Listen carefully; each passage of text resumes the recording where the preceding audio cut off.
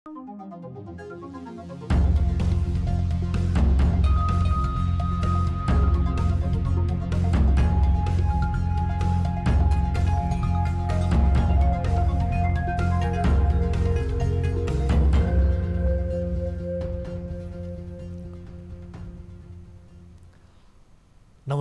यो हो news 24 television prime time न्यूजमा स्वागत छ।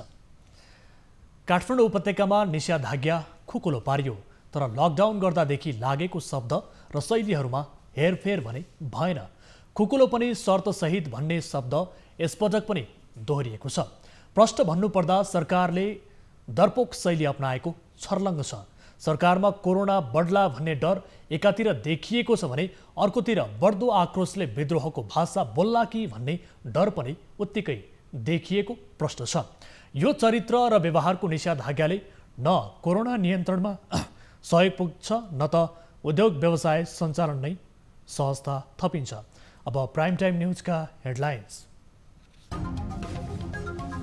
गत 24 घण्टामा 6 जनाको कोरोनाबाट मृत्यु, मृतकको संख्या 312 पुग्यो। देशभर 1081 संक्रमित थपिए।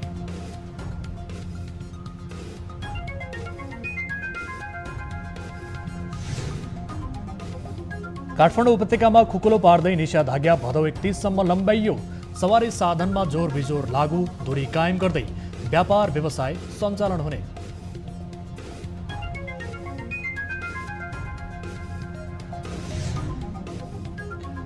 मुलुकमा लकडाउन सुरु भएसँगै आत्महत्या गर्नेको संख्या बढ्यो। चैत मध्यदेखि साउनसम्म 2200ले गरे आत्महत्या। मानसिक तनावहरू बढेको, मान्छेहरूमा निराशापन बढेको, एक्लोपन बढेको।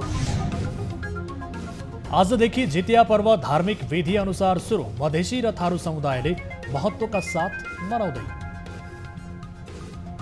बेटा के लेल मनायल जाइ छै। बेटा के आयु जे छै से बढ़ै छै, ओकर परिवार जे छै से बढ़ै छै। र कोरोनाको जोखिमलाई देखाएर ठप्प पार्दा नेपाली खेलकुद शून्यको स्थितिमा झर्ने आशंका। खेलकुद चलायमान बनाउन ढिलाइ गर्न नहुने सरोकारवालाको भनाइ।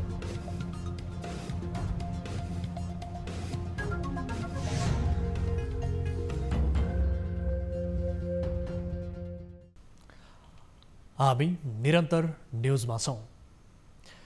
पछिल्लो 24 घण्टामा देशभर 6 जना कोरोना संक्रमितको मृत्यु भएको छ। स्वास्थ्य तथा जनसङ्ख्या मन्त्रालयका अनुसार मृत्यु हुनेमा 3 जना पुरुष र 3 जना महिला रहेका छन्, जसमा काठमाडौँका 67 वर्षीय पुरुष र 83 वर्षीय महिलाको मृत्यु भएको छ। त्यसैगरी नवलपरासीका 64 वर्षीय पुरुष, कास्कीकी 73 वर्षीय महिला, अर्घाखाँचीका 42 वर्षीय पुरुष र बाँकीकी 80 वर्षीय महिलाको पनि मृत्यु भएको छ। देशभर कुल मृतकको संख्या योसँगै 312 पुगेको छ। यो मृत्युदर कुल संक्रमित हुनेहरूबाट 0.63% हो। यता देशभर भाइरसबाट संक्रमित हुनेको संख्या 49,000 नागेको छ। मन्त्रालयका अनुसार पछिल्लो 24 घण्टामा 11,168 जनामा गरिएको PCR परीक्षणमा 1,081 जनामा संक्रमणको पुष्टि भएसँगै संक्रमितको कुल संख्या 49,219 पुगेको हो। नेपालमा अहिले 15,025 सक्रिय संक्रमित छन्। मन्त्रालयका अनुसार प्रदेश 1 को उदयपुरमा 1 जना, ओखलढुङ्गामा 3 जना, खोटाङमा 2, झापामा 6, ताप्लेजुङमा 1, धनकुटामा 9, भोजपुरमा 5, मोरङमा 77 र सुनसरीमा 56 जनामा संक्रमण देखिएको हो। त्यस्तै प्रदेश 2 को धनुषामा 3 जना, पर्सामा 6 जना, बारामा 17 जना, महोत्तरीमा 2, रौतहटमा 70, सप्तरीमा 26, सर्लाहीमा 6 र सिराहामा 481 जनामा संक्रमण देखिएको छ। यता बागमती प्रदेशको काठमाडौँमा 394 जना, काभ्रेमा 8 जना, चितवनमा 21, दोलखामा 3, धादिङमा 2, नुवाकोटमा 4, भक्तपुरमा 36, मकवानपुरमा 42, रामेछापमा 3, ललितपुरमा 34, सिन्धुपाल्चोकमा 3 र सिन्धुलीमा 1 जनामा भाइरस देखिएको छ। त्यस्तै गण्डकी प्रदेशको कास्कीमा 10 जना, गोरखामा 1, तनहुँमा 4, नवलपरासी पूर्वमा 1, पर्वतमा 1 र लमजुङमा 3 जना, बागलुङमा 2, स्याङ्जामा 1 जनामा संक्रमण पुष्टि भएको छ। यता प्रदेश 5 को कपिलवस्तुमा 11 जना, गुल्मीमा 2 जना, दाङमा 1, नवलपरासीमा 12, पाल्पामा 2, बर्दियामा 13, बाँकेमा 22 र रूपन्देहीमा 42 जनामा संक्रमण देखिएको छ। त्यस्तै कर्णाली प्रदेशको जाजरकोटमा 1 जना, दैलेखमा 2 जना र सुर्खेतमा 22 जनामा संक्रमण पुष्टि भएको छ। त्यस्तै सुदूरपश्चिम प्रदेशको अछाममा 1, दार्चुलामा 3 र बझाङमा 2 जनामा भाइरस देखिएको छ। पछिल्लो 24 घण्टामा काठमाडौँ उपत्यकामा 464 जना संक्रमित थपिएका छन्।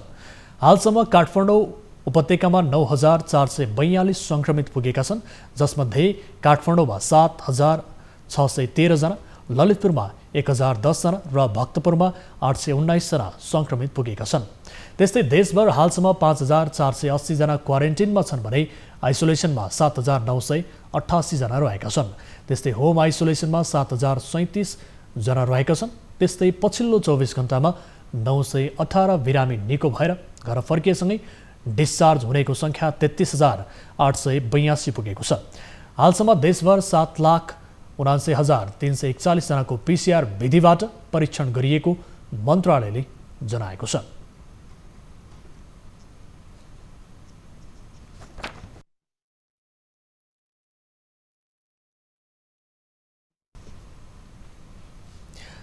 चैत 11 गतेदेखि देश लकडाउनमा छ। कहिले लकडाउन त कहिले निषेधाज्ञाले जनतालाई गुजारा चलाउनै मुस्किल भएको छ। अब रोगले होइन भोकले मरिने भयो भन्दै नागरिकले लकडाउन खोल्न सरकारसँग माग गरिरहेका छन्। मजदुरहरूको विचल्ली भएको छ।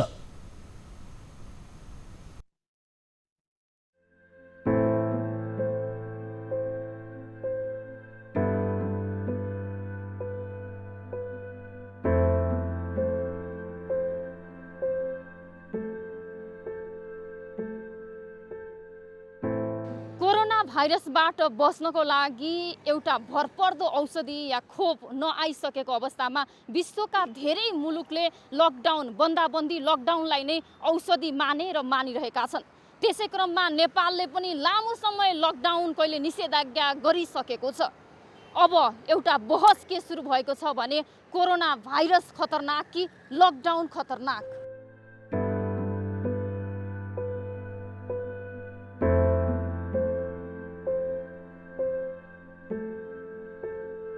छ महिनादेखि मजदुरहरूले गरी खान पाएका छैनन् र सरकारले कोरोना संक्रमणबाट बच्नको लागि भनेको लकडाउनले अहिले भोकमरीबाट मर्ने अवस्था आउन सक्ने देखिएको छ। खोल्न त खोले हुन्थ्यो नि, अब बन्द गरे खान पाइँदैन। हामीले घरपेटीले निस्केर जा भाडा तिर्न नसके भनेर भन्छ। हाम्रो बिचल्नी छ नि, बिचल्नी त हजुर काम पाउँछ कि भनेर बसेको। अब खोइ कामै छैन, घर जान पाउने होइन, खानालाई कसैले के दिने होइन, कमाउनु सके खाए, कमाउनु नसके नखाए, त्यही त हो नि। हामीले पनि मजदुरले पनि के सोच्नु पर्यो भने हो हामी एकछिनको लागि अरूले नकारामले सोद्धाखेरि भरिआए नि भन्छ, तर हामी मजदुर नभए त यहाँ चल्दैन नि। भोलि भनौँ न नेता चल्न नि हामी नै चाहिन्छ, किनभने हामी त भोटर हो। नेपालले 6 महिनादेखि लकडाउन गरिरहेको छ। अहिले साउनदेखि फेरि नाम फेरेर निषेधाज्ञा गरिरहेको छ। कहिले लकडाउन कहिले निषेधाज्ञा, जोस जनता घरभित्रै छन्। जनता त्यसैले त भनिरहेका छन् अब रोगले होइन भोकले मरिने भयो, अब लकडाउन होइन लकडाउन खोल्नुपर्छ भन्ने माग पनि बढिरहेको छ। अवस्था त खराबै छ नि तपाईँको। काम गर्नु पाएको छैन, कुनै ठाउँमा हिँडुल गर्नु पाएको छैन, ब्याङ्क बन्द छ, खानेकुरा एकदम सरकार के अरे एकदम समस्या। सरकारले अब केही चाहिँ हेरेको छैन। अब लकडाउनको अवस्थाले त एकदम अब मर्नै जस्तो भइरहेको छ।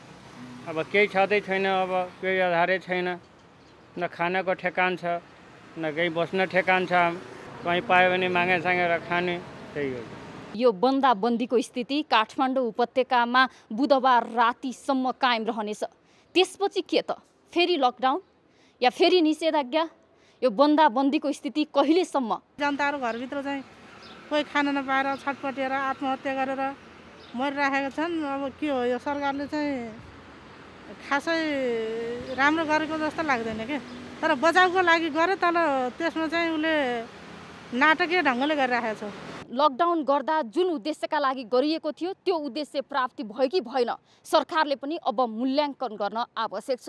लकडाउन जारी राख्नुपर्छ भन्नेहरूले पनि कोरोनाको भाषा बुझेकै होलान्, लकडाउन खोल्नुपर्छ भन्नेहरूले पनि कोरोनाबाट बस्ने उपायहरू बुझेकै होलान्, जानेकै होलान्। त्यसैले अब यसलाई जारी राख्ने, के गर्ने र सरकारले पनि अब यसले पैदा गरेको समस्याको समाधान गर्नतर्फ लाग्न आवश्यक छ। क्यामेरामा कान्छा डङ्गोलका साथ टिभी जर्नलिस्ट रिया भण्डारी, काठमाडौँ। यातायात व्यवसायीहरूले असोज 1 गतेबाट लामो दूरीका सवारी सञ्चालनमा ल्याउने भएका छन्। असोज 1 गतेबाट लामो दूरीको सवारी सञ्चालन गर्ने सरकारको निर्णयलाई पर नसार्न पनि उनीहरूले आग्रह गरेका छन्। आज यातायात व्यवस्था विभाग र नेपाल राष्ट्रिय यातायात व्यवसायी महासङ्घ तथा 3 मजदुर सङ्गठनबीच भएको छलफलमा व्यवसायीहरूले जुनसुकै अवस्थामा पनि असोज 1 गतेबाट यातायात सञ्चालन गर्ने स्पष्ट पारेका हुन्। छलफलमा आफूहरूले सामाजिक दूरी र सरकारको मापदण्डलाई पालना गर्दै सवारी साधन सञ्चालन गर्ने जानकारी गराएको महासङ्घका महासचिव सरोज सिटौलाले जानकारी दिनुभयो। हामीले सामाजिक दूरीहरू स्वास्थ्य विश्व स्वास्थ्य र नेपाल सरकारले र नेपाल स्वास्थ्य स्वास्थ्य मन्त्रालयले दिएको प्रोटोकललाई त्यो स्वास्थ्यलाई चाहिँ मेन्टेन गरेर हाम्रा सवारी साधनहरू र सरकारले त्यसको पूर्वाधार तयारी गरिदिनु पर्यो। हामीले त्यो सवारीहरूलाई व्यवस्थित ढङ्गबाट चलाउँछौँ भन्ने कुराको एउटा कुरा लाग्यो। उहाँले विदेशबाट आएका नेपालीहरूलाई होल्डिङ सेन्टरबाट विभिन्न प्रदेशमा पठाउँदा सबै कम्पनीका यातायातबाट पठाउन विभागलाई आग्रह गरिएको बताउनुभयो। लकडाउनको समयमा ग्यारेजमा सवारी साधन थन्केका कारण यस वर्ष रुट पर्मिट लगायत सम्पूर्ण करमा छुट दिनुपर्ने माग व्यवसायीहरूले गरेका छन्। कोरोना भाइरस एउटा रोग र बिमार भन्दा पनि यसले समाजमा उत्पन्न गरेको भय झनै भयावह बन्दै गएको छ। कोरोनामाथि जित हात पार्नेहरूले पनि समाजलाई हराउन नसक्दा उनीहरू अकल्पनीय बाटो रोज्न विवश बन्दै आएका छन्। आपसी मेलजुल र सहयोगीको रूपमा चिनिएको नेपाली समाज कोरोनाकै कारण अविवेकी बन्दै जाँदा नेपालमा कोरोनाको उपस्थितिसँगै आत्महत्या गर्ने दर कहाली लाग्दो रूपमा बढ्दै गएको छ। एक रिपोर्ट। कोरोना रोकथामको नाममा सरकारले गत वर्षको चैत्र 11 गतेदेखि देशमा लकडाउन गर्यो। यही लकडाउन सुरु भए यता नेपालमा कोरोना भन्दा बढी आतंक आत्महत्याले मच्चाएको छ। चैत्र 11 देखि 4 महिनाका अवधि अर्थात् 2076 चैत्र 11 देखि 2077 साउन 4 गतेसम्म नेपालमा आत्महत्याबाट 2218 जनाले ज्यान गुमाएका छन्। हुन त कोरोनाले विश्वका मानिसहरूमा बढाएको तनाव, एक्लोपन, निराशाका कारण आत्महत्या गर्नेहरूको दर बढ्दो छ। तर नेपालमा तुलनात्मक रूपमा जनसङ्ख्याको हिसाबमा यो कहाली अझ बढी भयलाग्दो देखिएको छ।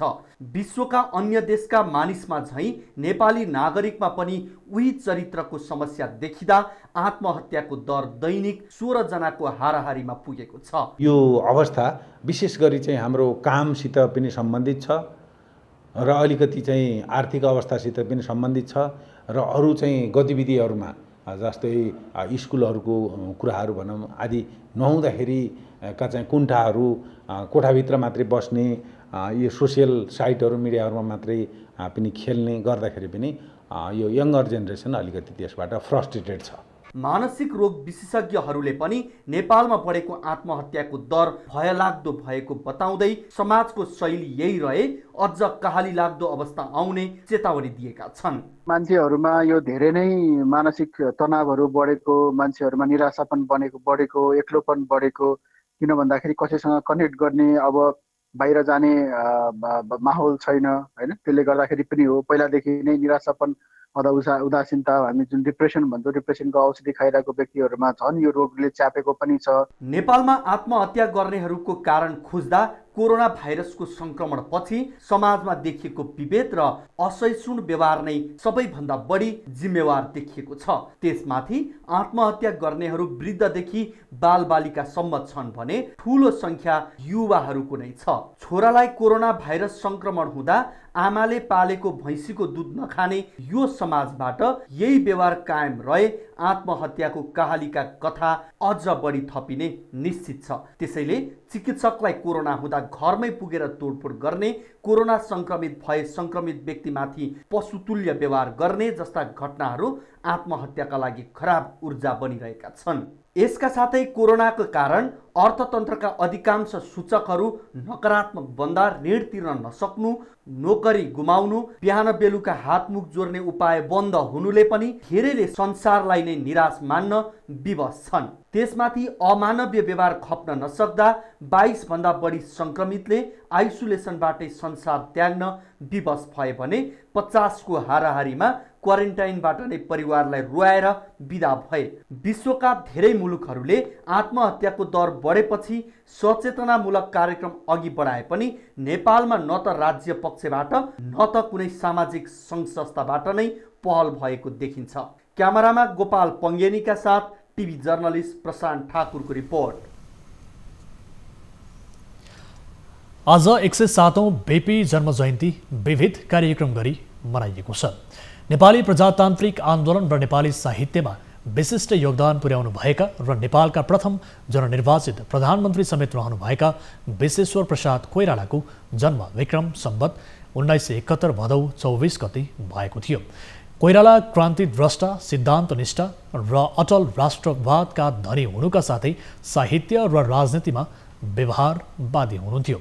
राणा शासन अन्त्य गरी मुलुकमा प्रजातन्त्र स्थापना गर्ने 2007 सालको क्रान्तिको नेतृत्व गर्नुभएका कोइराला 2015 सालमा भएको पहिलो आम चुनावपछि जननिर्वाचित पहिलो प्रधानमन्त्री बन्नुभएको थियो। कोइरालालाई अपदस्थ गरी 2017 सालमा राजा महेन्द्रले निरङ्कुश पञ्चायती व्यवस्था लागू गरेपछि थुप्रै वर्ष उहाँले जेल जीवन बिताउनु भएको थियो। उहाँका पिता कृष्णप्रसाद कोइरालाले जहानिया राणा शासनको विरोध गरेपछि कोइराला परिवार भारत निर्वाचनमा जानु परेको थियो। भारत निर्वाचनकै क्रममा उहाँको नेतृत्वमा विक्रम सम्वत 2003 मा नेपाली राष्ट्रिय कङ्ग्रेसको स्थापना भएको थियो। प्रजातन्त्र स्थापना नै मुख्य लक्ष्य लिएर सुवर्ण शमशेरको नेतृत्वमा 2006 सालमा स्थापना भएको नेपाल प्रजातन्त्र कङ्ग्रेसका बीच एकता भएपछि 2007 सालको क्रान्ति सफल भयो। 2033 साल पुस 16 गते राष्ट्रिय एकता तथा मेलमिलापको नीति लिई उहाँ स्वदेश फर्कनु भएका क्यान्सर रोगबाट विक्रम सम्वत 2039 साउन 6 गते निधन भयो। स्वर्गीय कोइराला नेपाली राजनीतिमा मात्र नभई साहित्यका फाँटमा पनि त्यत्तिकै चर्चित हुनुहुन्छ। कोइराला आत्मकथा, जेल जर्नल, दोषी चस्मा, यहुदी र हिटलर, सोच्नेमा, मोदी ऐन, श्वेत भैरवी, तीन घुम्ती, नरेन्द्र दाई लगायतका थुप्रै बहुचर्चित कृति प्रकाशित छन्। नेपाली कङ्ग्रेसका सभापति शेरबहादुर देउवाले कोरोनाका नाममा सरकारले भ्रष्टाचार गरेको आरोप लगाउनु भएको छ। बेपी जन्म जयन्तीका अवसरमा कङ्ग्रेस केन्द्रीय कार्यालयले आज गरेको भर्चुअल अन्तर्क्रियामा सभापति देउवाले सरकार भ्रष्ट बनेको आरोप लगाउनु भएको हो। उहाँले कोरोना संक्रमण बढे पनि सरकारले पिसिआर परीक्षणको दायरा नबढाउने र आइसोलेसनहरू पर्याप्त नबनाएको बताउनुभयो। कोरोना लड्नुपर्ने हामी राणासँग लड्यौँ, राजा ज्ञानसँग लड्यौँ, पञ्चायतसँग लड्यौँ, अब योपल्ट कम्युनिस्टसँग लड्नुपर्ने दिन आउँछ। आज चाहिँ कोरोनाको आदि कोरोनाको कारण भए तापनि भोलि कुनै पनि दिन कोरोनाको कारण लड्नुपर्ने दिन आउँछ। त्यस्तै त्यसको लागि सबै तयार हुनु पाएको उपाय छैन। हामी तयार हुनुपर्छ भन्ने धारणा छ। अर्को प्रसङ्गमा सभापति देउवाले पार्टीभित्रको विवाद आजको नभएको भन्दै विगतमा जस्तो नेताहरूले पार्टी छाड्नुपर्ने अवस्था आउन नदिने स्पष्ट पार्नुभयो। निष्पक्ष महाधिवेशन गर्न आफू तयार रहेको समेत उहाँको भनाइ छ। अधिवेशन हुनुपर्छ, कुनै छैन अधिवेशन त अझ के अरे यो अब अधिवेशन हुनै नसक्ने अवस्थामा सबै साथीहरू जीवन जति गर्ने कुरा हो। मैले आफैले अधिवेशन हुनु नहुने कहाँ भन्छु मैले। त्यसै कारण चाहिँ अधिवेशन चाहिँ सबैले गर्ने पक्षमा छु। म चाहिँ कोरोनाले कारणले गर्दा हुन सक्दैन भने सबै साथीले भनौँ, होइन भने मैले के गर्न सक्छु। त्यस कारण यसमा पनि सबै साथीको सहमतिले कहिले अधिवेशन गर्ने, कहिले गरेर सार्नु पर्ने, कहिले सार्ने, गर्ने कहिले गर्ने। कोरोना महामारीका कारण कङ्ग्रेसले यस वर्ष भर्चुअल रूपमा बेपी कोइरालाको 107औं जन्म जयन्ती मनाएको हो। नेपालमा प्रजातन्त्रको स्थापना एवं पुनर्स्थापनाका लागि कठोर सङ्घर्ष गर्नुभएका बेपीको विक्रम सम्वत 1971 साल भदौ 24 गते जन्म भएको थियो। न्युजहरू अझै बाँकी छन्, अहिलेलाई ब्रेक।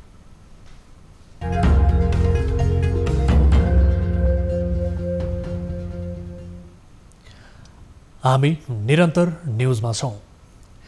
मिथिला क्षेत्रकै पवित्र जितिया पर्व आजदेखि सुरु भएको छ। व्रत बस्नु अघि आजको दिन महिलाहरूले नदी, तलाउ वा पोखरीमा नुहाएर सोही ठाउँमा घिरौलाको पातमा भगवान जिमुत वाहन र दिवंगत पितृलाई चिउरा, दही, अमोट र पिना प्रसादका रूपमा चढाई आफू पनि खाने र परिवारका सबै सदस्यलाई खुवाउने चलन छ।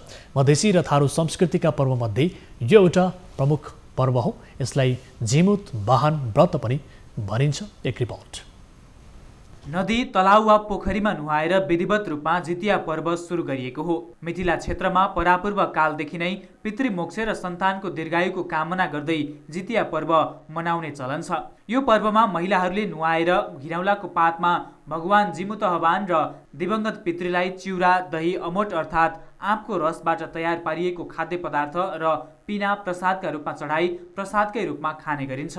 जितिया पर्व मनाउने महिलाहरूले बिहानैदेखि जनकपुरको ऐतिहासिक गंगा सागर र दुधमती पोखरीमा स्नान गरी पूजा गरेका छन्। पर्व सुरु भएको भोलिपल्ट बिहान सूर्य उदय पूर्व निराहार उपवास बसी पर्सिपल्ट व्रत सम्पन्न गर्ने चलन रहेको छ। जितिया पर्व व्रतालुले नदी तथा तलाउमा स्नान गरी जिमुत वाहनको कथा सुन्ने गर्दछन्। निकै कठोर व्रत बस्ने यो पर्वमा मुखले खकारे वा जिब्रो टोके भने व्रत असफल भएको मानिन्छ। व्रतमा एकपटक असफल भएकी महिलाले जीवनभरि व्रत बस्न अयोग्य मानिन्छ। बेटाके लेल मनायल जाइ छै। बेटाके आयु जे छै से बढ़ै छै, ओकर परिवार जे छै से बढ़ै छै, ओही लेल जितिया पाबनि मनायल जाइ छै। सन्तानको दीर्घायु जीवन, पुत्र प्राप्ति तथा पारिवारिक सुख शान्तिका लागि मनाइने जितिया पर्वको धार्मिक, सांस्कृतिक तथा तान्त्रिक महत्त्व समेत रहेको छ। बुधबारबाट सुरु भएको पूजापछि कोदोको रोटी, नुनीको साग र माछा खाने चलन छ, जसलाई स्थानीय भाषामा माछा मरुवा भनिन्छ। त्यसै गरी विधिअनुसार व्रत सुरु भएको भोलिपल्ट एका बिहानै काग कराउनुभन्दा पहिल्यै व्रती महिलाहरूले ओङ्गठन सम्पन्न गर्नुपर्छ, अर्थात् केही खानेकुरा ओठमा लगाउनुपर्छ। तर यस वर्ष ओङ्गठन खाने साइत छैन। मिथिलाञ्चलमा मनाइने पर्वमध्ये जितिया पर्वलाई पवित्र पर्व र व्रतको रूपमा लिइन्छ। धनुषाबाट टिभी जर्नलिस्ट घनश्याम मिश्रको रिपोर्ट। काठमाडौँ उपत्यकामा बुधबार राति 12 बजेदेखि लागू हुने गरी निषेधाज्ञा खुकुलो पारिएको छ। केही शर्तसहित सार्वजनिक यातायातदेखि व्यापार व्यवसाय सञ्चालन गर्न पाइने भएको छ। काठमाडौँमा के गर्न पाइन्छ, के गर्न पाइँदैन त यो भदौ 31 गते रातिसम्म लागू हुनेछ। एक रिपोर्ट। काठमाडौँ उपत्यकामा शर्तसहित सार्वजनिक यातायात साधन र व्यापार व्यवसाय सञ्चालन हुने भएका छन्। सामाजिक दूरी कायम गर्दै स्वास्थ्य सम्बन्धी मापदण्ड पूरा गरेर व्यवसाय चलाउन पाइनेछ। काठमाडौँमा के गर्न पाइन्छ? 16 सिट क्षमताभन्दा बढी भएका सार्वजनिक यात्रुवाहक सवारी साधन सञ्चालन गर्न सकिने, भाडाका ट्याक्सीको हकमा चालकसहित 3 जना र परिवारभित्रमा 5 वर्ष मुनिका बालबालिका 2 जनासम्म राखी चलाउन पाइने, निजी सवारी साधनहरू स्वास्थ्य मापदण्ड पालना गर्ने गराउने तथा भौतिक दूरी कायम गर्ने गराउने गरी सञ्चालन गर्न सकिने, तर जोर बिजोरको पालना गर्नुपर्ने, अत्यावश्यक वस्तु वा सेवा मध्ये औषधि बिक्री वितरण गर्ने र स्वास्थ्य सामग्री बिक्री वितरण गर्ने पसल व्यवसाय जुनसुकै समयमा पनि सञ्चालन गर्न सकिने। नेपाल सरकारले तोकेको स्वास्थ्य सुरक्षा सम्बन्धी मापदण्ड अनिवार्य रूपमा पालना गरी अत्यावश्यक वस्तु वा सेवा मध्ये खाद्य वस्तु, दूध र दूधजन्य पदार्थ, फलफुल, तरकारी, माछा, मासु बिक्री वितरण गर्ने पसलहरू बिहान 11 बजेसम्म र बेलुका 5 बजेदेखि 7 बजेसम्म खोल्न सकिने। स्वास्थ्य मापदण्ड पालना गरेर विकास निर्माणसँग सम्बन्धित सामग्री बिक्री गर्ने पसल तथा व्यवसाय ढुवानीका लागि प्रयोग हुने सवारी साधन दिउँसो 2 बजेदेखि बेलुका 7 बजेसम्म खोल्न पाइने। टेक अवे सेवा साथै अनलाइन डेलिभरी सेवा उपलब्ध गराउन स्वास्थ्यको मापदण्ड पालना गराई दिउँसो 12 बजेदेखि बेलुका 7 बजेसम्म सञ्चालन गर्न सकिने। सहकारी संस्थाहरू स्वास्थ्य सम्बन्धी मापदण्ड अपनाई बिहान 11 बजेदेखि दिउँसो 3 बजेसम्म सञ्चालन गर्न सकिने। सपिङ मल, फेन्सी स्टोर, कपडा पसल, जुत्ता पसल, कस्मेटिक पसल लगायतका पसलहरू स्वास्थ्य सम्बन्धी मापदण्ड पालना गरी सोमबार, बुधबार र शनिबार मात्र खोल्न पाइने। भाडा र भान्साजन्य साथै सोही प्रकृतिका अन्य पसलहरू साताको आइतबार, मङ्गलबार र शुक्रबार मात्र खोल्न सकिने। फर्निचर र अटोमोबाइल सम्बन्धी पसल सातामा सोमबार र बुधबार मात्र खोल्न सकिने। फुटपाथ पसल, ठेला व्यापार, स्टेसनरी पसलहरू, इलेक्ट्रिक र इलेक्ट्रोनिक्स पसलहरू र डिपार्टमेन्टल स्टोरहरू बिहान 11 बजेसम्म र बेलुकी 4 बजेदेखि 7 बजेसम्म सञ्चालन हुने। सवारी साधन मर्मत सम्बन्धी वर्कसप बिहान 8 बजेदेखि बेलुकी 8 बजेसम्म सञ्चालन गर्न सकिनेछ, तर स्वास्थ्य सम्बन्धी मापदण्ड अनिवार्य पालना गर्नुपर्नेछ। उद्योग कल कारखाना सञ्चालन गर्दा कामदारहरूको खाने बस्ने व्यवस्था अनिवार्य रूपमा उद्योग परिसरमै क्याम्पमा राख्ने गरी मिलाउने। शिक्षा, विज्ञान तथा प्रविधि मन्त्रालयको प्रोटोकल अनुसार अनलाइन कक्षा सञ्चालन गर्ने। विदेश जाने व्यक्तिहरूका लागि आवत जावतमा सहजीकरण गर्न सकिने र स्वाब परीक्षण गराउने व्यक्तिहरू रिपोर्ट नआउन्जेल अनिवार्य होम क्वारेन्टिनमा बस्नुपर्नेछ।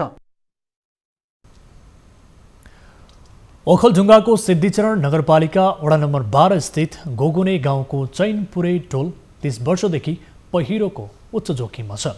पहिरोले 1 दर्जन घर परिवार विस्थापित हुने अवस्थामा छन्, तर बस्तीलाई सुरक्षित स्थानमा सार्न र जोखिमबाट बचाउने विषयमा भने सरकारवाला निकायको ध्यान गएको देखिँदैन। एक रिपोर्ट।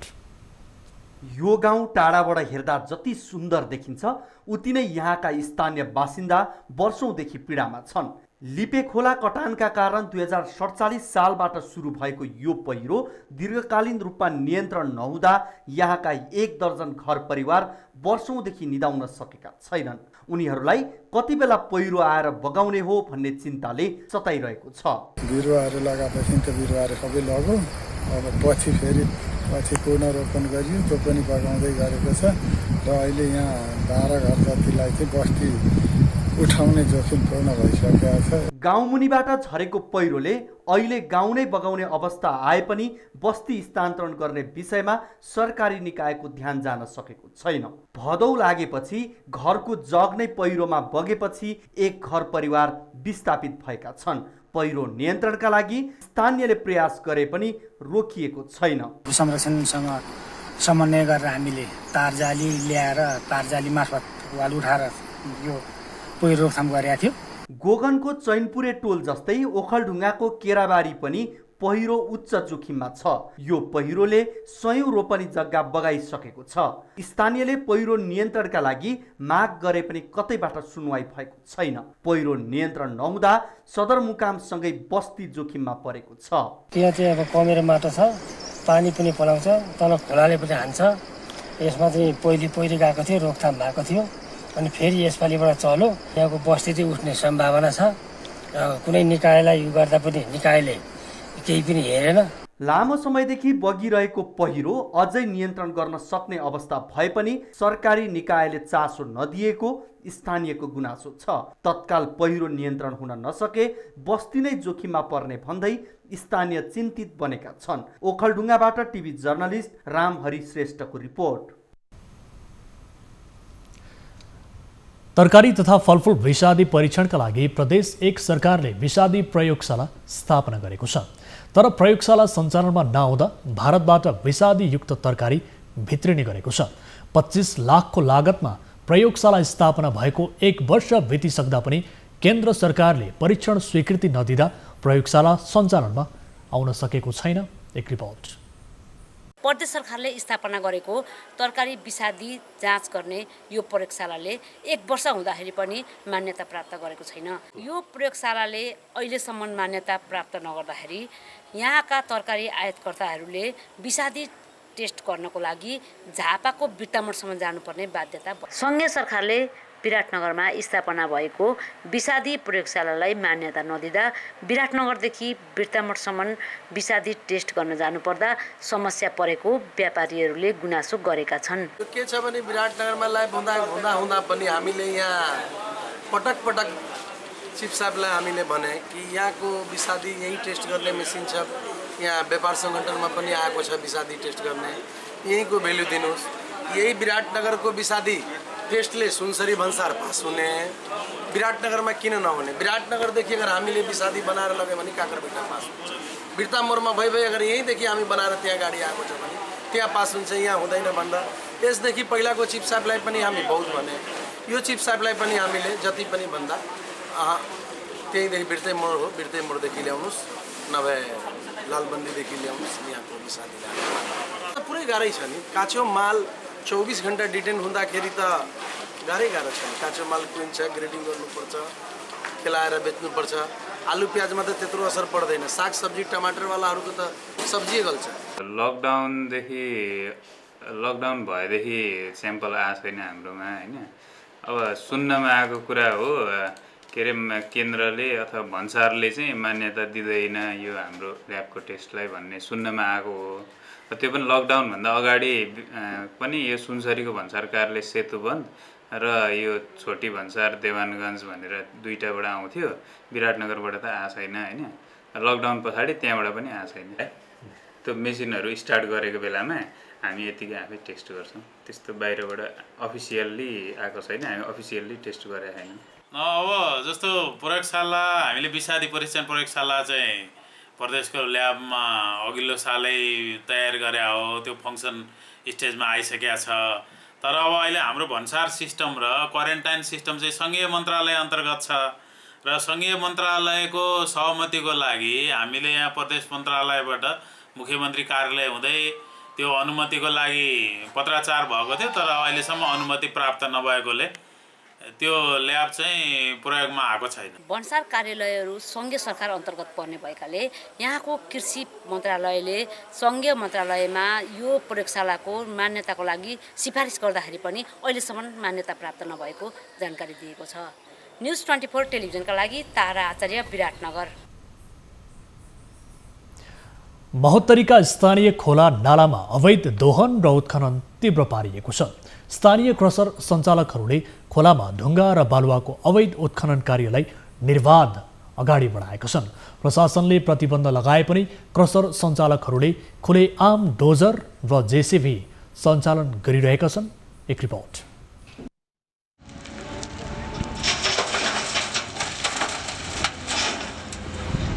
लकडाउन र निषेधाज्ञाको मौका छोपेर महोत्तरीका खोला नालाहरू दोहन अझ बढेको छ। जिल्ला समन्वय समितिले खोला नाला उत्खननमा रोक लगाए पनि निषेधाज्ञाको समयमा क्रसर उद्योगहरूले खोला दोहन तीव्र पारेका छन्। जिल्लामा सञ्चालित 30 भन्दा बढी क्रसर उद्योगले मापदण्ड विपरीत ढुङ्गा र बालुवा उत्खनन गरे पनि स्थानीय प्रशासन भने मौन रहेको स्थानीयको आरोप छ। जनताको तटबन्धमा यत्रो बजेट ल्याएर यो गाउँहरू खेतहरू बचाउनुलाई लगाएको क्रेसरवालाले अब बाटो चाहियो भनेर खनेको रहेछ। स्थानीय प्रशासनको मिलेमतोमा नै खोला नाला दोहन भइरहेको आरोप पनि स्थानीयवासीको छ। स्थानीय प्रशासनकै संलग्नता भएकाले प्रतिबन्धित स्थानमा क्रसर सञ्चालकले खुलेआम ढुङ्गा बालुवा उत्खनन गरिरहेका छन्। क्रसर उद्योग विरुद्ध बोल्ने स्थानीयको हत्या गर्न समेत पछि नपर्ने क्रसर सञ्चालक स्थानीयलाई डर त्रास देखाएर नदीजन्य पदार्थको दोहन तीव्र पारेका छन्।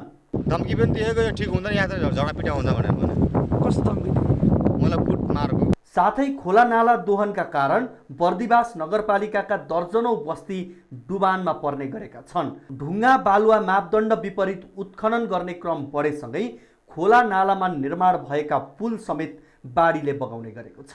बस्ती जोगाउन 15 लाखमा निर्माण भएको 45 फिट लम्बाइ भएको तटबन्ध सुमित बालुवा प्रशोधन उद्योगले भत्काइदिएपछि बस्ती जोखिममा परेको स्थानीयको गुनासो छ। 3 दिन पहिला खने थिएन, हामी बलुवा उठाउँदाखेरि लेबरमा काम गर्दा आउँदाखेरि यहाँ खदान खन्दैछ, अरू कोरेसरवाला त आउँदैन, नजिक त यसकै हो, अरूले आएर खनिदिन्छ। यहाँ भने यो बाटो पनि हटाउनु, उसले भन्छ मेरो नम्बरीमा यो बाटो, यो जिरो टेस्टाल मान्छे लगाउँछ जाली खियाउँछ भनेर त्यसकै माथि यो ग्राभल हालेर बाटो बनाउने किन यो गरिरहेको? यो जनतालाई लुट्ने, हामी कमाउने मान्छेलाई यस्तो गर्नु पाइन्छ? यता क्रसर उद्योगहरूले भने वडाध्यक्षको अनुमति लिएर खोला नालाबाट ढुङ्गा बालुवा उत्खनन गरेको दाबी गर्दै आएका छन्। तर बर्दिवास नगरपालिका 6 का अध्यक्ष पदम आले भने आफू उत्खननको विषयमा अनभिज्ञ रहेको बताएका छन्। जुन यहाँ जाली उत्खनन गर्यो ऊ जाली भत्कायो होइन, पछि चाहिँ मेरो नाउँ चाहिँ जुन यहाँ चाहिँ मेरै निर्देशनमा चाहिँ बाटो खन्न भनेर उहाँ त्यसरी बोल्यो, यो चाहिँ सरासर गलत हो। यो मलाई थाहा पनि छैन। अहिले जुन हाम्रो यो मिडियामा आइसकेपछि, फेसबुकमा आइसकेपछि म आफू पनि झस्क्यो। मैले त बाटो खन्ने र बाटो यसरी जाली भत्काएर मैले कहिले पनि आदेश दिँदिनँ। चुरे क्षेत्रको विनाशका लागि मुख्य कारक मानिएको नदीजन्य वस्तुको दोहनले मधेसका धेरै उर्वर जमिनलाई मरुभूमिकरण गर्दै लगेको छ। वातावरणको विनाशमा पनि नदीजन्य पदार्थको दोहन उत्तिकै सहायक मानिए पनि यसको रोकथाममा तीनवटै तहका सरकारले कुनै प्रभावकारी भूमिका खेल्न नसक्नु दुर्भाग्यको पक्ष बनेको छ। महोत्तरीबाट टिभी जर्नलिस्ट ललन मण्डलको रिपोर्ट। अब बिजनेस न्यूज।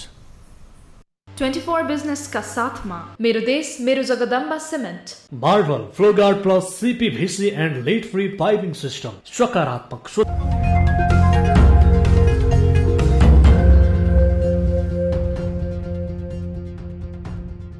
नेपाल राष्ट्र बैंकले गाडी, घर तथा हाउसिङ निर्माण तथा खरिदका लागि बैंकबाट लिएको ऋणमा ब्याज दर बढाउन नपाइने भन्दै बैंकहरूलाई निर्देशन दिएको छ। नेपाल राष्ट्र बैंकले बैंक तथा वित्तीय संस्थाका लागि एकीकृत निर्देशन जारी गर्दै घर र गाडी खरिदका लागि दिएको कर्जामा ब्याज दर घटबढ नगर्न निर्देशन दिएको हो।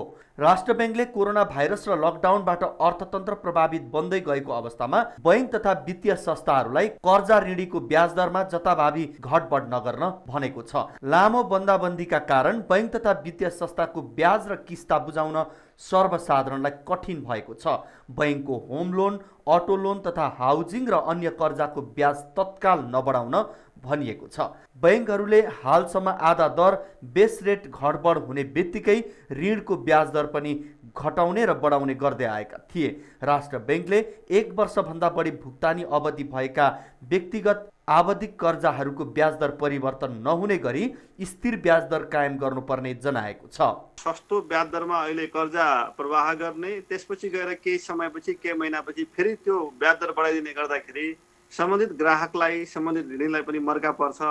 ब्याङ्कप्रतिको विश्वास पनि चाहिने सुदृढ हुँदैन। ब्याङ्कको रेपुटेसन, ब्याङ्कको शाखको जोखिम पनि रहन्छ र विशेष गरिकन यसमा ग्राहकहरूलाई मर्का पर्ने हुन्छ। फ्रिक्वेन्टली निरन्तर रूपमा ब्याज दरमा भोलाटिलिटी क्रिएट गरिदिँदाखेरि त्यसैले ब्याज दर स्थायित्व चाहिँ महत्त्वपूर्ण छ। बैंकको खर्च तथा जोखिमको केही प्रतिशत समेत जोडेर बेस रेट निर्धारण गर्ने गरेको हुँदा कोरोना महामारी र निषेधाज्ञाको कठिन अवस्थामा ऋणीहरूले ब्याज र किस्ता बुझाउन नसकेका कारण राष्ट्र बैंकले तत्काल ब्याज दर नबढाउन निर्देशन दिएको हो।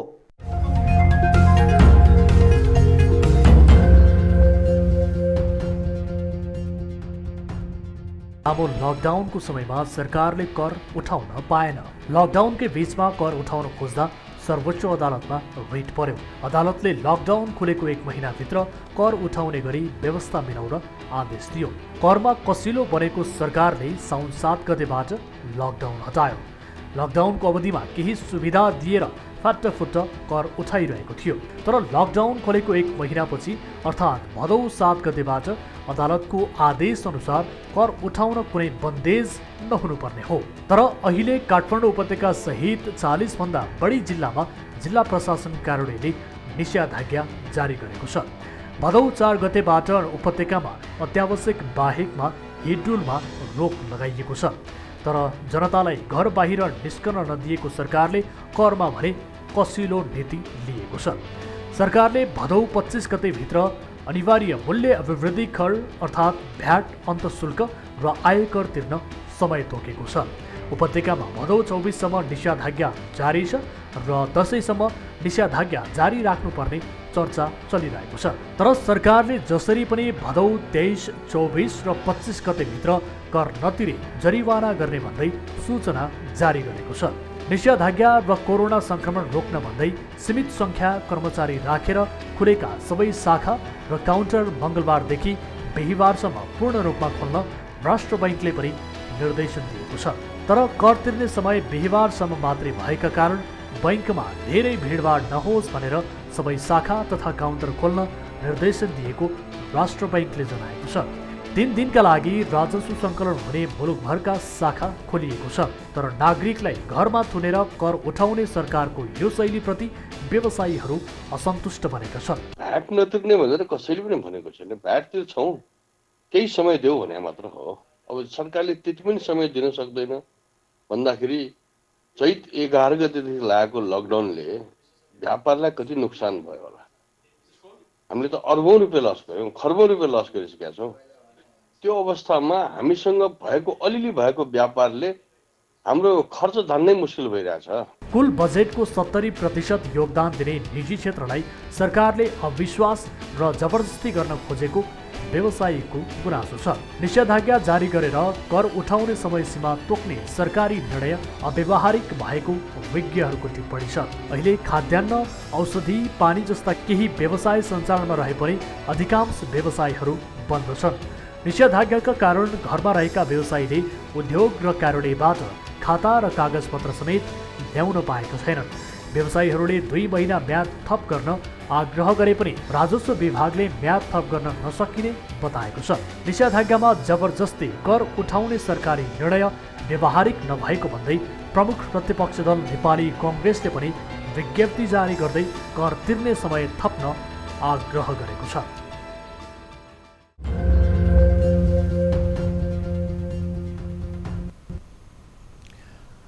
न्युजहरू अझै बाँकी छन्, अहिलेलाई ब्रेक।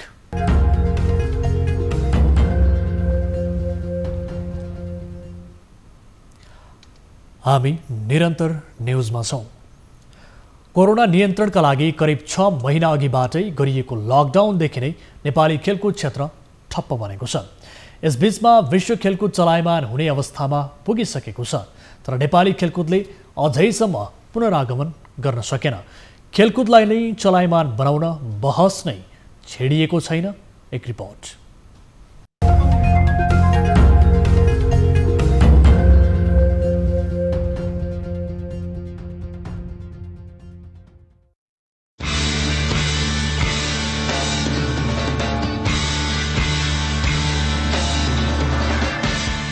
सरकारले लकडाउन खुकुलो पारेसँगै टोकियो ओलम्पिक छनौटमा सहभागिता जनाउने खेलाडीदेखि लिएर क्रिकेट, फुटबल लगायतका राष्ट्रिय खेलाडीहरूले समेत सुरक्षाको मापदण्ड अवलम्बन गर्दै प्रशिक्षण सुरु गरिसकेका थिए।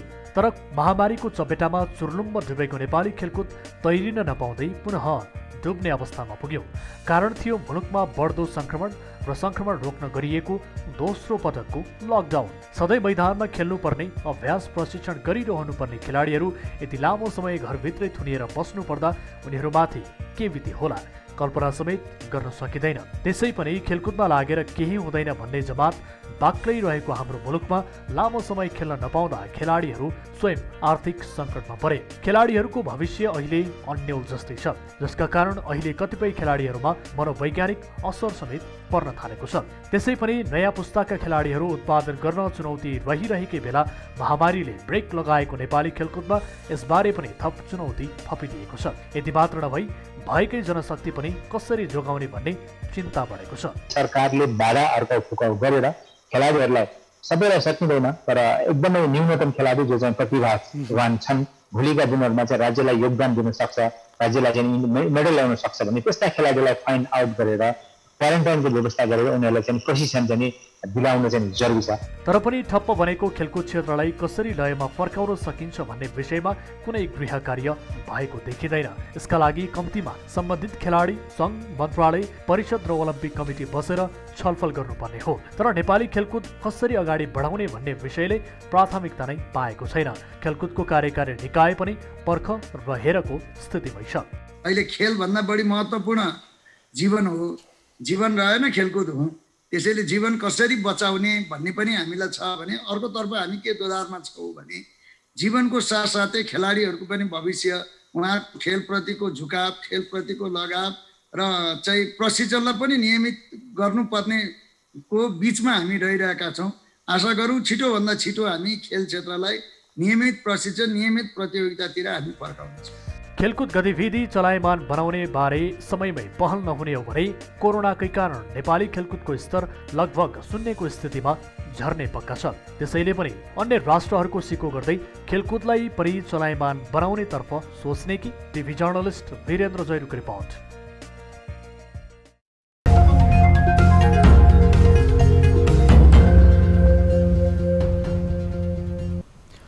अब विष्णु ढुङ्गानाका साथमा फटाफट न्युज।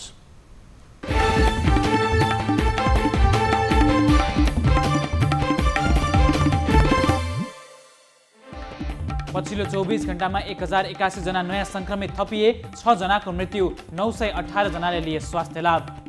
हालसम्म देशभर 49,219 जनामा कोरोना संक्रमण, 312 जनाको मृत्यु, 33,882 जना निको भई घर फर्किए। काठमाडौँ उपत्यकामा यातायात र व्यापार व्यवसाय क्षेत्रका लागि बिहिबारदेखि निषेधाज्ञा खुल्ने, यातायातमा जोरबिजोर लागू गरिने, अन्य क्षेत्रका लागि 31 गतेसम्म निषेधाज्ञा जारी रहने। रौतहटको थुनुवा मृत्यु प्रकरणमा पीडित परिवारद्वारा रौतहटका तत्कालीन जिल्ला प्रहरी प्रमुख सहित 6 जना विरुद्ध जाहेरी दर्ता, सरकारी वकिल कार्यालयले जिल्ला प्रहरी कार्यालयमा पठाए जाहेरी। हालसम्म नेपाल प्रहरीका 2317 जना जवान र अधिकृतमा कोरोना संक्रमण, नेपाली सेनाका 743 जना र सशस्त्र प्रहरीका 886 जनामा कोरोना भाइरसको संक्रमण पुष्टि। कोरोना महामारीमा सरकारले भ्रष्टाचार बाहेक केही नगरेको काङ्ग्रेस सभापति शेरबहादुर देउवाको टिप्पणी, अझै पीसीआर परीक्षण र आइसोलेसन सेन्टरहरू नबढाएको आरोप। नेपाली काङ्ग्रेस पार्टी बीपीको पद चिन्हभन्दा पृथक हिँड्न थालेको महामन्त्री शशाङ्क कोइरालाको भनाई, बीपीको समाजवाद भने पनि समाजवादी हुन नसकेको स्वीकारोक्ति। कर्मचारीको काँधमा बन्दुक राखेर जनतातर्फ निषेधाज्ञाको गोली मात्रै नबर्साउन प्रधानमन्त्रीलाई गगन थापाको ध्यानकर्षण, निषेधाज्ञाको आदेश र कोरोना अपडेट सुनाएर समस्या समाधान हुन्छ भन्ने सोच्दा नागरिकको धैर्यताको बाँध कुनै पनि बेला फुट्न सक्ने। काठमाडौँका 20 जना सांसदहरूको उपप्रधानमन्त्री ईश्वर पोखरेललाई 25 बुँदे ज्ञापन पत्र, कोरोना रोकथाममा सरकारको कामको अनुगमन र आउन सक्ने अवस्थाको विश्लेषण गर्न संसदीय समिति गठन गर्न माग। सुदूरपश्चिम विश्वविद्यालयले कोरोनाका कारण प्रभावित भएका परीक्षा अनलाइनबाटै सञ्चालन गर्ने, असोज दोस्रो सातादेखि सबै संकायका परीक्षा सञ्चालन गर्ने गरी कार्यतालिका सार्वजनिक। आफ्नो टाउको काट्ने चेतावनी दिने सञ्जय साकेलाई हिरासत मुक्त गर्न ललितपुर महानगरपालिकाका प्रमुख श्रीबाबु महर्जनको आग्रह, झडकको समयमा उत्तेजनामा आएर साकेले त्यस्तो धम्की दिएको मेयरको भनाई। नेपाल एयरलाइन्सलाई आन्तरिक उडान प्रयोजनका लागि जहाज खरिद प्रक्रिया अगाडि बढाउन निर्देशन, दुर्गम क्षेत्रका नागरिकहरूलाई सेवा उपलब्ध गराउन आन्तरिक उडान सञ्चालन गर्ने गरी जहाज खरिद योजना तत्काल अघि बढाउन निर्देशन। विद्यमान ऐनहरू नै भ्रष्टाचारको कारक बनेको राष्ट्रिय सभाको प्रत्यायोजित व्यवस्थापन तथा सरकारी आश्वासन समितिका सभापति रामनारायण बिडारीको भनाई, ऐनहरूको व्यापक दुरुपयोग हुँदा सरदर 50% भ्रष्टाचार हुने गरेको दावी। राष्ट्रिय स्तरको कालिका लघुवित्त वित्तीय संस्थामा लाखौं अनियमितता भएको विषयमा राष्ट्र ब्याङ्कले अनुसन्धान गर्ने, संस्थाका निमित्त सीईओकै मिलेमतोमा यस्तो अनियमितताको आशंका। नेपाल भारत पहिलो अन्तर्देशीय पेट्रोलियम पाइपलाइनबाट एक वर्षमा 53 करोड 41 लाख लिटर इन्धन आयात, 80 करोड 26 लाख रुपैयाँ ढुवानी तथा करिब 15 लाख रुपैयाँ तापक्रम नोक्सानी बापत जोगिएको निगमको भनाई। मेलम्ची खानेपानी आयोजनाको ढोकामा देखिएको समस्या समाधान गर्न करिब 2 महिना समय लाग्ने, 2 महिना अघि फेरि सुरुङमा पानी भर्ने काम थाल्न नसकिने आयोजनाको भनाई। गुल्मीमा केन्द्रीय विद्युत प्रसारण लाइन विस्तार गर्न 132 केभीए को सबस्टेसन निर्माण सुरु, 45 करोड लागतमा 1.5 वर्षभित्र सम्पन्न गर्ने गरी सिग्मा कन नरेन्द्र निर्माण जेवीलाई निर्माणको जिम्मा। आजदेखि जितिया पर्व धार्मिक विधिअनुसार सुरु, मधेसी र थारू समुदायले महत्त्वका साथ मनाउँदै। बेपत्ता पारिएका व्यक्तिका परिवारका लागि कोरोना राहत प्याकेज ल्याउन बेपत्ता पारिएका व्यक्तिको छानबिन आयोगद्वारा सरकारलाई सिफारिस, जीवन कष्टकर भएको भन्दै सरकारले केही न केही राहत दिनुपर्ने आयोगको ठहर। नारायणी अस्पतालमा 22 वर्ष युवकको मृत्यु प्रकरणमा छानबिन गर्न समिति गठन, क्रिटिकल केयर अब्जर्भेसन वार्डका प्रमुख डाक्टर राम पुकारको संयोजकत्वमा 3 सदस्यीय समिति। कतारले अध्यक्ष श्रमिकका लागि निर्धारण गरेको न्यूनतम पारिश्रमिक आउँदो मार्चदेखि कार्यान्वयन गर्ने, अब रोजगारदाताले न्यूनतम तलब 1000 रियाल, खाना 300 र आवास बापत 500 रियाल दिनुपर्ने। अवैध निर्माण गरेको भन्दै बृहन मुम्बई महानगरपालिकाले बलिउड अभिनेत्री कङ्गना रनौतको कार्यालय भत्कायो, कङ्गनाका तर्फबाट लिखित जवाफ दिए पनि चित्त बुझ्नु नभएकाले भत्काएको जानकारी। अफगानिस्तानमा उपराष्ट्रपतिलाई लक्षित गरी बम विस्फोट, कम्तीमा 10 जनाको ज्यान गयो। र पोर्चुगलका स्टार खेलाडी क्रिस्टियानो रोनाल्डोको अन्तर्राष्ट्रिय फुटबलमा 100 गोल पुरा, आफ्नो देशका लागि 100 गोल गर्ने पहिलो युरोपेली खेलाडी बन्न सफल।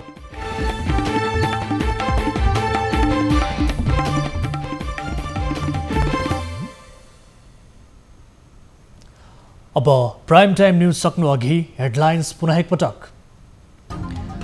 गत 24 घण्टामा 6 जनाको कोरोनाबाट मृत्यु, मृतकको संख्या 312 पुग्यो। देशभर 1081 संक्रमित थपिए।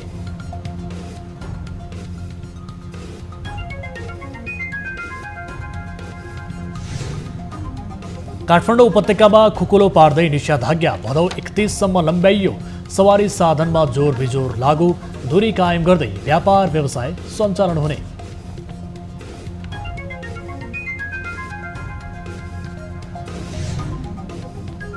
मुलुकमा लकडाउन सुरु भएसँगै आत्महत्या गर्नेको संख्या बढ्यो। चैत मध्यदेखि साउनसम्म 2200ले गरे आत्महत्या। मानसिक तनावहरू बढेको, मान्छेहरूमा निराशापन बढेको, एक्लोपन बढेको। आजदेखि जितिया पर्व धार्मिक विधि अनुसार सुरु। मधेसी र थारू समुदायले महत्वका साथ मनाउँदै। बेटा के लेल मनायल जाइ छै। बेटा के आयु जे छै से बढ़ै छै, ओकर परिवार जे छै से बढ़ै छै। र कोरोनाको जोखिमलाई देखाएर ठप्प पार्दा नेपाली खेलकुद शून्यको स्थितिमा झर्ने आशंका। खेलकुद चलायमान बनाउन ढिला गर्न नहुने सरकारवालाको भनाइ।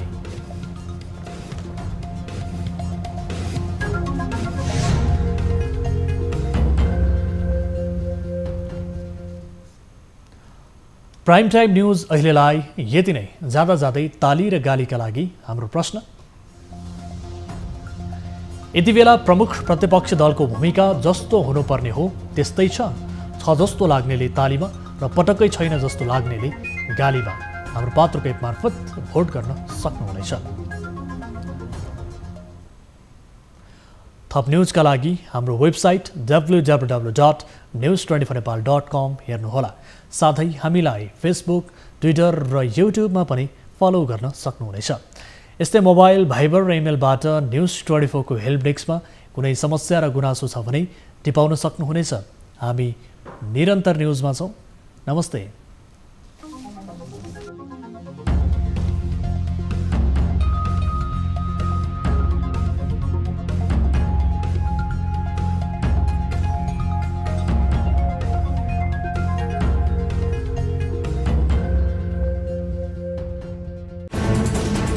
कोरोनाले सृजना गरेको सङ्कटमा पल पलका न्युज अपडेट र हर क्षेत्रको कभरेजका लागि न्युज 24 नेपाल युट्युब च्यानललाई सब्स्क्राइब गर्नुहोला।